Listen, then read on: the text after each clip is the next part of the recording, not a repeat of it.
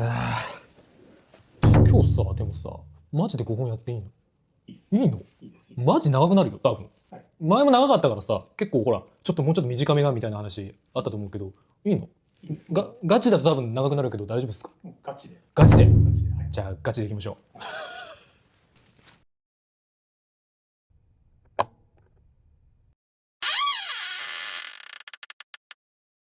最初の1本目なんですけれども、アンティーク1本目の、パテック96のブレゲ数字ですね。これはね沼の始まりなんですよ、僕の中では。もともと僕はシェルマン入った時ってアンティークの部署じゃなかったんですよ、そもそもが。独立時計師とか好きで、そっちでシェルマン知って入った感じで、アンティークって割と畑違いっていうか、そこまで縁のなかったところだったんですけれども、ちょうど入社した後に縁でこっちのアンティークの部署に入って、ぶっちゃけその頃まだ最初はピンときてなかったんですよ。アンティークって作りのいい時計だよとか、そういうの多いよなんて昔言われてて、でもそれ実感してなかったなって。なんか字面ではなんかそういう雑誌とか見ても聞くんだけれども、でもそこ実感できてなかったんですよね。ででもしばらく1ヶ月だか2ヶ月働いて、やっぱシェルマンってパテックじゃないですか。でその中でブレーネ数字の個体が入ってたとかあったんですよ。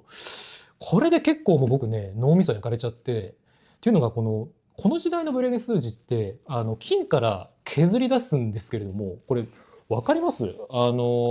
めちゃくちゃ文字がシャープなんですよね。エッジもパキッと立ってて、で細いとこめちゃくちゃ細いんですよ。で金って当たり前だけど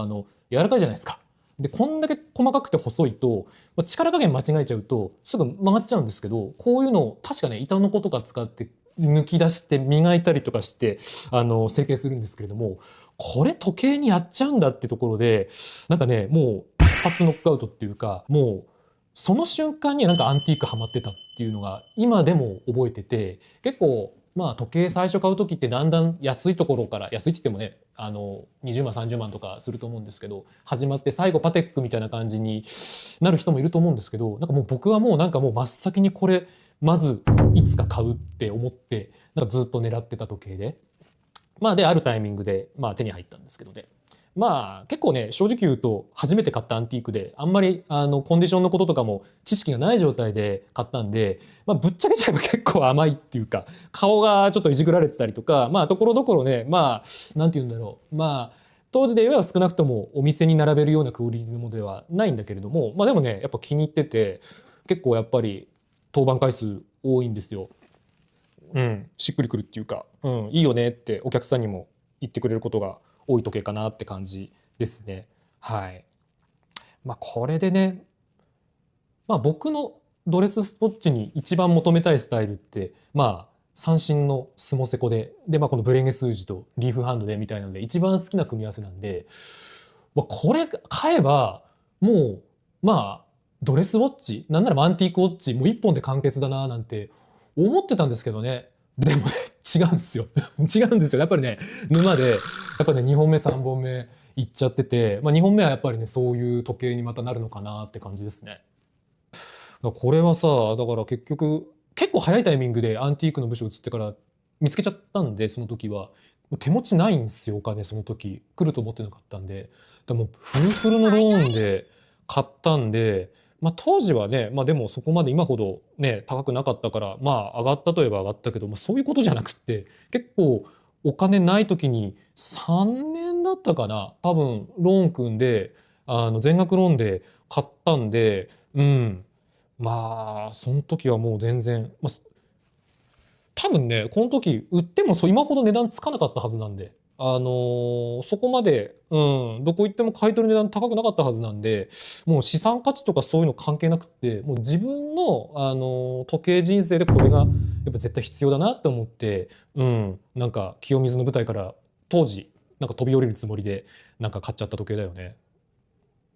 で2本目ね、2本目なんですよ。これね。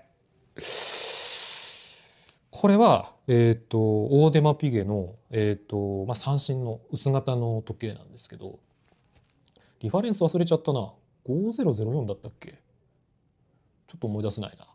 ていうのが、オーデマってあんまりケースの中にリファレンス書いてくれないから、しばらく僕も分かってなかったんだけれども、これあれか、ちょっとごめん調べよっか、一旦。俺なんかね、覚えてるんだよ、確か。確かね、いや、っていうのが、どっかのお店で、なんかギャラ付きの時計、これと同じやつを出してくれてて、そこにリファレンス書いてあったから、あ、俺の時計これなんだって思って、あ、全然惜しい。5104だね、これ多分。5104っていうリファレンスなんですけれども、これはね、僕の持ってる時計の中では、唯一欲しいと思って探して買った時計じゃないんですよ。さっき話したようにパテックの96でちょっと満足してた時がしてた頃で、別になっていう必要ないよなって思ってたのと、あとオーデマの時計ってどうだろう、前の三大ブランドの動画で話したかもしれないんですけど、基本レアなんだよね。バシュロン10本20本見つけてオーデマその年で1本も入んないなんて時もあるぐらいで、そもそもなんか狙って探すもんじゃないっていうか、探しても結構見つかんないよねって時計なんで、僕自身もだから欲しいと思ってたわけではなかったし、探してたわけでもなかったって感じなんですけれども、アンティークあるあるでもうマジで交通事故的ななんか出会いというか、今やってないんですけど、銀座の百貨店でアンティークのねお店が結構集まってイベントやってた時期があったんですよ、何年か前までは。そこでフラッと、あれはいつだ、そうだね、多分お昼休みにちょっと覗いてくるみたいな、そんな感じでちょっと行ってきたら出会っちゃって、なんか結構今でも覚えてるんですよ。あれ大手間だってなって、であれちょっとやばくないってなって、もうその瞬間にお店の人すぐ捕まえて、ちょっと見させてもらっていいですかって言って、で、手に取らせてもらって、これさっきのパテックの96のローンを組んでまだね半年経ってない時だったんですよ確か。なんですけど、もう手に取った瞬間に、うわもう会っちゃったな、やべえなって思って、でもその時点でもなんか金策考えてるんですよね。で、って思いながら、とにかく何のあてもないんですけど1日ホールドさせてもらって、でお店帰って、で先輩とかにいろいろ聞いて、なんならちょっと見てもらったりとかしながら、翌日の休みで買いに行ったっていう。しかもね、96の時お金ないって言って半年なんで、やっぱりお金がないんで、これねダブルローンなんですよその時で。合わせでいくらだろう、多分200万ぐらいは、当時の僕にも、今もきついか、きつい値段で、しかもダブルローンだからかなりヒーヒーって返したんですけど、でもね、あの時の自分褒めたいよね。これはね絶対逃しちゃいけなかった。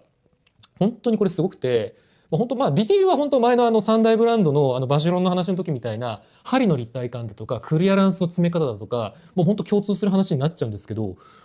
特にやっぱね AP はすごい、薄型がもう本当に上手。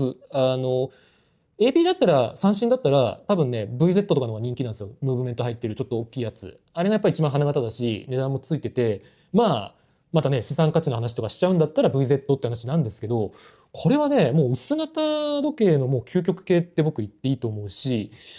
もうただ薄いだけじゃなくてちゃんともうメリハリ効いた立体的な造形とエッジの立った、これもねコンディションマジで良かったんだよね。これ多分未使用だったと思う、打ってた時。これはねもう持っててしびれちゃうね。ほんといい。あとあれだね、結構こだわりなんですけど、ベルトがね結構これ薄型つけてるんですよ。そんなに高いベルトメーカーのやつじゃないんですけど、結構これは出来がいいっていうか時計にマッチさせやすくって、ノンステッチ薄型のタイプで、もうケースのラグとねほぼほぼね、わかんないかな、厚みがね同じか薄いかぐらいにできてるんで、これはね結構こだわりなんですよ。薄型の時計でちょっとでも厚みがねなんか厚いなって感じちゃうと、なんか粋じゃないなって思っちゃって、これはね、おすすめです。薄型のベルト、薄型の時計につけるベルトだったら、結構僕の使ってるやつは、おすすめなんで、カシスさんのやつなんですけどね、結構、もしよかったらお店来た時見てってほしいなって思いますね。これはね、こんだけ持ってればもうドレスウォッチいいかなって思うんですけど、3本目はね、ご存知って感じにはなっちゃうかもしれないんですけど、でも僕にとっては欠かせないよね、あの時計は絶対に。なので何回人生最後の時計買ってんだって話なんですけれども、まだまだ買い続けると、ローンを組み続けるっていう買い方になってますね。じゃあ3本目は外せません。パテックのゴールデンリプス。まあ一期一会 Vlog の第1回目が、まあ、このエリプスを紹介するっていうか、ただ僕がエリプス好きですっていう話を延々とするっていう動画なので、まあ見てくださってる方も多いのかななんて思ったりするんですけれども、まあ改めて思うのがもう買っといてよかったって感じですね。まあ僕これ買ったのまだもうすぐ2年経つかなってぐらいで、まああの時も動画の最後の方で言ってたんですけども、やっぱり流行っちゃったなって感じですね。いいんですけど、もう今じゃ僕ちょっと買えないです。分かってたんで、予感は絶対あったんで、ね、今は僕手では出ないな。だいたい今これ300万ぐらいにはなってきちゃってるんで、まあまだまだ他のパテックと比べればね、96なんかもっと高くなってきちゃってるんで、まだ比較的パテックの相場感の中では手に取りにくくはないかなって感じなんですけど、まあ、とにかくまあ価格もさることながら物がどんどん減ってきてる。去年ね、僕多分7、8本ぐらいは仕入れて販売してるんですけど、だんだんだんだんやっぱりね、いいものが出なくなってきてるんで、まあ、引き続きお店でもどこでも行ってるんですけど、なんか関心ある人はぜひいいものがあったらチャンス逃さずに手に取ってほしいなって思ってますね。うん。改めてやっぱり結構そうなんか僕がつけてる時計でめっちゃ褒められるのは最近やっぱエリプス、うん、国内のお客さん海外のお客さんどっちもかな。なんかやっぱり特に海外はなんか探してる人多いか。いやでも日本のお客さんも多いっすね。うん、なんか探してるんですとかないですかとか、あと昔のブログの投稿を見てくださってこれまでありますかって聞いてくださってなんですけど、結構ね本当に早いですね。入荷しても実は多分ブログとかに上げようかなって思ってたらもう上げる前に売れちゃってるのも結構あって、なのでまあ結構もし本当に探してる人いたら、まあ、引き続き僕エリプスはいい答えどんどん探していくつもりなんで、まあなんかタイミング合えばまだ商品化できてないやつとかちょっとアーカイブ待ってるんですみたいな感じで並べられてない時計もある時はあるんで、まあもしよかったらダメ元でちょっとお店とか覗いてもらって、まあ、中野捕まえてもらえたら、まあ、今のエリプスの状況なんかはお話できるかななんて思ってますんで、まあ、ぜひちょっとこれからもねエリプス愛は語って、まあエリプス沼にどんどんお客さん沈めていこうかなって思ってます。もう結構多いっすよ去年だけでも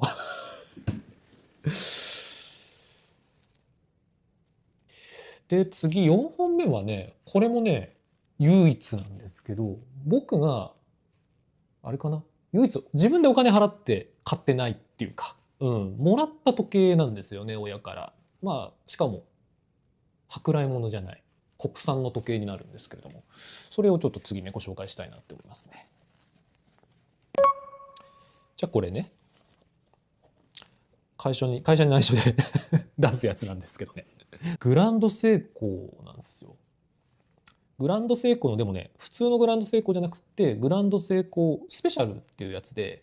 詳しい人は知ってると思うんですけど、グランドセイコーの上に上のモデル上位モデルがあって、トップのやつがね VFA っていうベリーファインアジャストだったかな、当時のグランドセイコーの中でもトップのモデルなんですけど、ちょうどそのグランドセイコーと VFA の間にグランドセイコースペシャルっていうグランドセイコーよりも精度の規格がもっと厳しいやつなんですかね、ざっくり言うと。それがこれなんですけど、これねあれなんですよ。僕の両親が結婚するときに母が父に結納返しで送った時計で、まあ、言ってしまえば中野家の歴史のまあ一部分って言っていい、まあ、そういう時計なんですよね。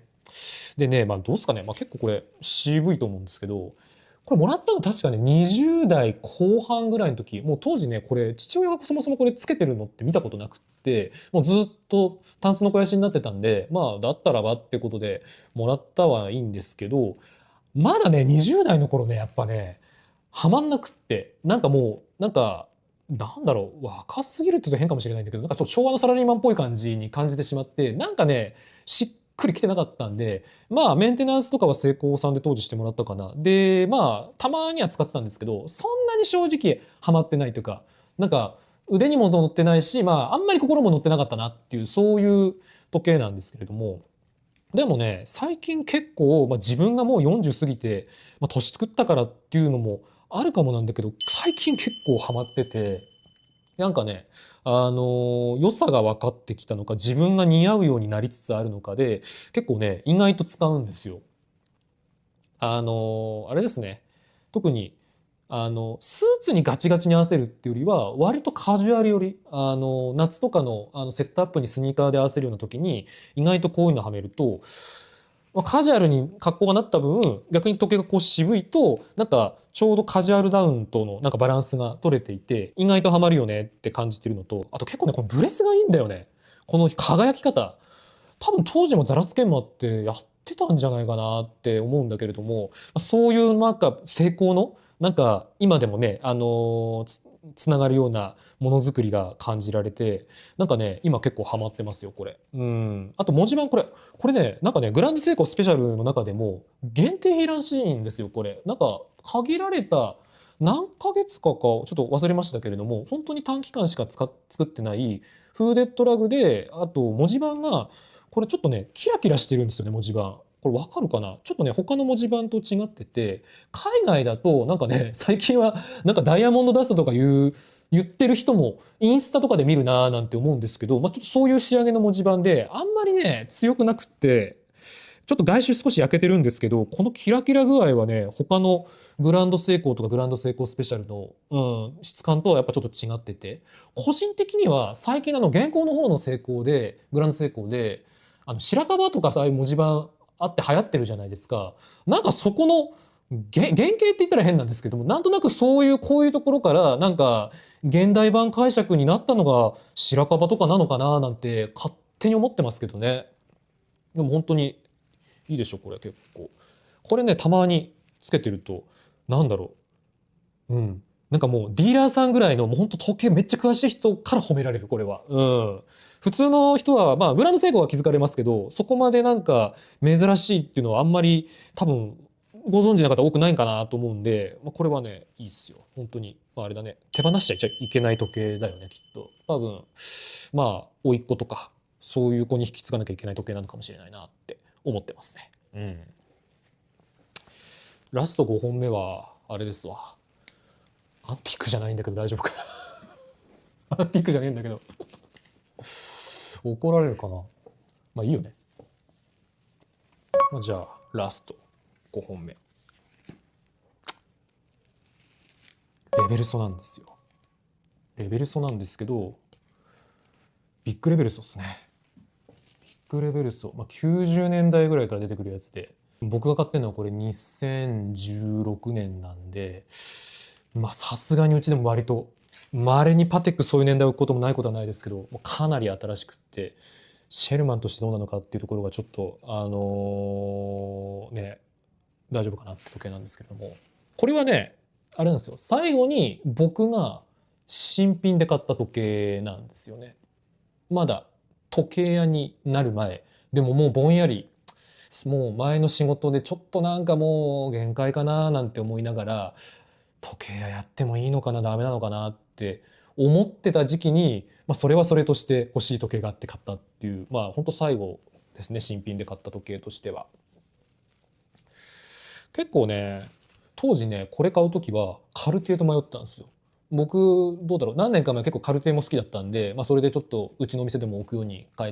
やったことがあるんですけれども、当時カルティエがすごい値段上がったんで、レベルそんな上がってなかったんであれカルティエ買っとけばよかったかななんて思ったりしたことも実はあるといえばあるんですけれども、でもねやっぱねこれ買ってよかったですよ。もう休日ほぼこれ僕の持ってる時計の中では一番使い勝手いい。もちろんねアンティークじゃないから防水効いてるよとかそういうのもあるんですけど、どんな格好でもハマるよねこれ。そもそもねレベルスト自体がポロ競技からのっていうところもあって、若干そのガチガチのドレスウォッチっていうよりはちょっとスポー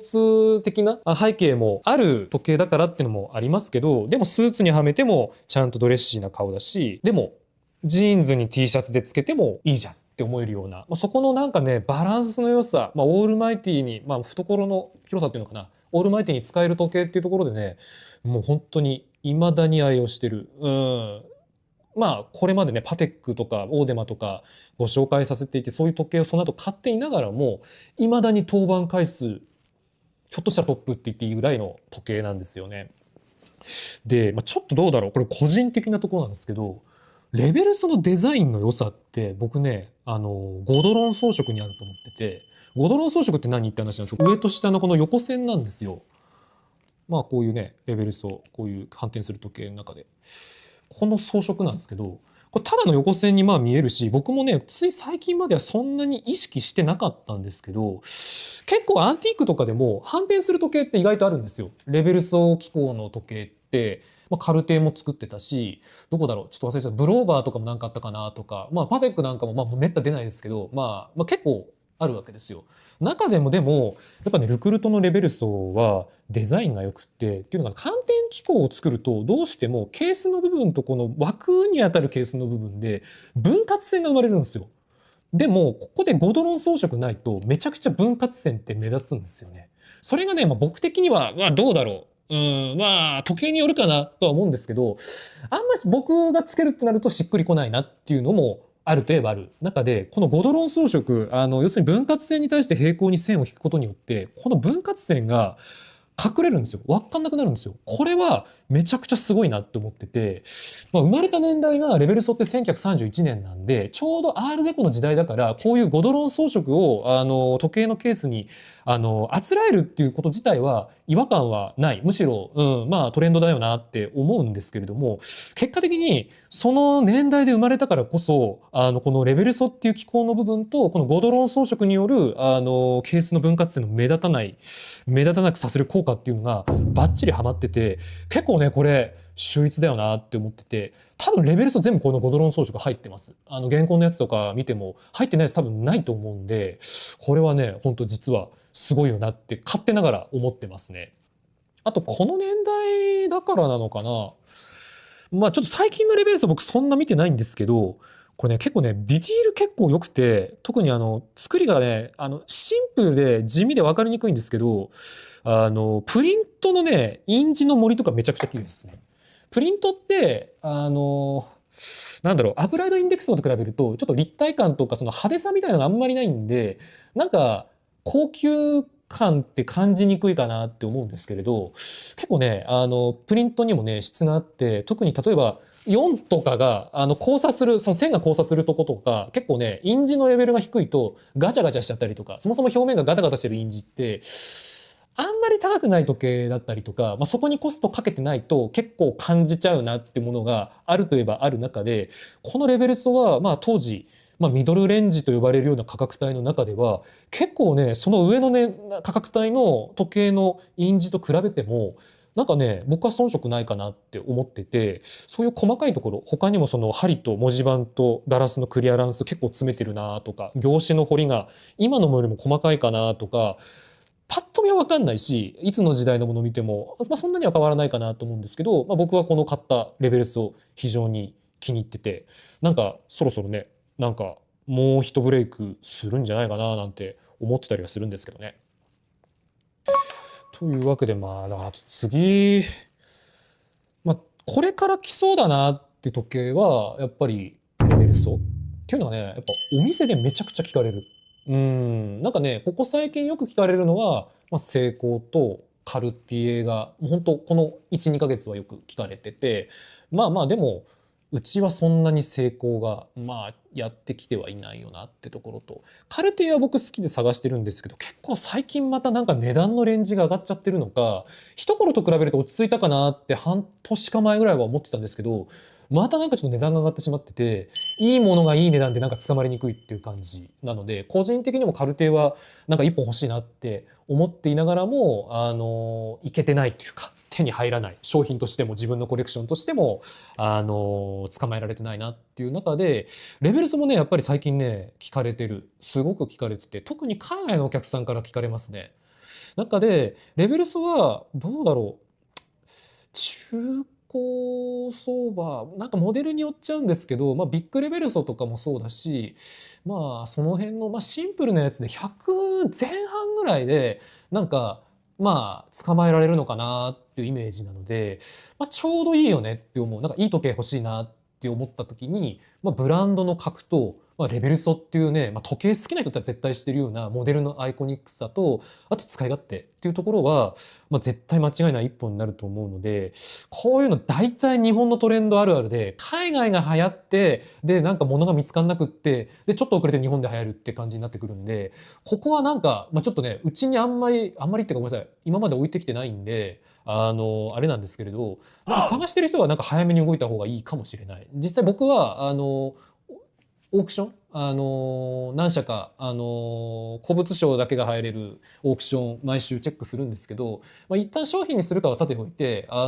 自分の趣味で今いくらになってるのかなってレベル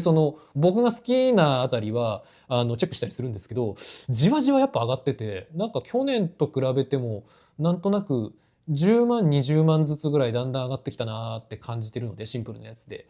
なんかあんまり上がりきらなければそれに越したことないなって、買いやすい方がいいんで、お客さんも僕たちもなのであれなんですけど、なんかもしちょっとね昨年のエリプスみたいな話じゃないですけど、欲しいとずっと思ってたんだけど気が付いたら値段が上がっちゃってっていう、本当に欲しくてつけたいなって思ってる人はなんか早めになんか動いた方がいいかもしれないですね。いい時計なんで絶対後悔ないですしね。あとはどうだろうな。バシュロン結構欲しいんですよ僕今。リファレンスも決まってて、僕なんか今4073ってやつがすごい欲しくて、前から欲しいなって思ってて、今年も1本ぐらい確か入ってたと思うんですけど、あれねすごくいいっすよ。ラウンドの時計の最適解なんじゃないかなって思ってて、ケースのバランスと厚みともう限りなくね96に近いようなデザインなんですよね。33ミリなんで一回りはでかいんですけど、比率ベルトの幅も確か20ミリ幅で、もろもろ見ると96そのまま一回り大きくしたようなサイズ感なんですけど、あれ本当に良くて、なんでかバシュロンでしかねあんまりあれはサイズ感というかケースは3台の中じゃないのか見かけなくて、パテックだったらぜひ欲しいなとか思ってるんですけど、多分ないっていうかほぼほぼ作ってなさそうなんで、実質バシュロンで行きたいなって。ちょうどねパテックがあってオデマがあってバシュロンがあると、ケース的にも気持ちがいいんで、コレクション的にもねいいなって思うんで、その辺は結構狙ってるんですけど、あんまり出てこないですね。いっそセンターセコンドの4217の方が多分数は多いからそっちでもいいかなと思ってるんですけど、よくを言うとケースのバランス4073が僕的にはベストマッチなんで、その辺なんかもちょっと自分のコレクションの中でちょうど足りないとこを埋めてくれるようなやつで出てきたらちょっと頑張って狙おうかなって思ってますね。ただちょっとエリプスのローンまだ終わってないんで、もうずっとローン終わってないんですけどそこ終わんないとちょっと買えないかなとは思ってるんですけどね。じゃあなんか結構長かった宣言通り長かった気がするんだけれどもありがとうございます。最後まで見てくださって。いやなんかやっぱどれもいい時計だなってなんか我ながら思っちゃうんですけど、でもやっぱりあれかな、沼にはまった原点って意味ではやっぱりこの96になるね。やっぱこれなかったら多分そうだね、全然多分違うねコレクションの中身に、ケースの中身になってたと思うんで、そういったきっかけはやっぱりこの96になるよね。実際もう一本欲しいなって思いながら買えてないんですけれども、これはやっぱりね間違いなく原点、僕の時計コレクションもだし、時計の店員としての原点と言ってもいいかも。ヴィンテージ時計屋の店員としての原点かな。でもあれだね、原点で言えば実は本当はもう一本あったっちゃあったんだけど、次回ですかねこれは。次の機会にもう一個の時計はご紹介できたらなと思ってますので、ぜひちょっと今回の動画面白いなと思ってくださった方、ぜひ皆さんの原点、沼のきっかけになっちゃった時計とか、ハマっちゃったきっかけの時計とかっていうのをぜひこの動画のコメント欄の方に書いていただけると嬉しいです。ぜひ皆さんの沼原点見せてください。教えてください。じゃあまた次の動画でよろしくお願いします。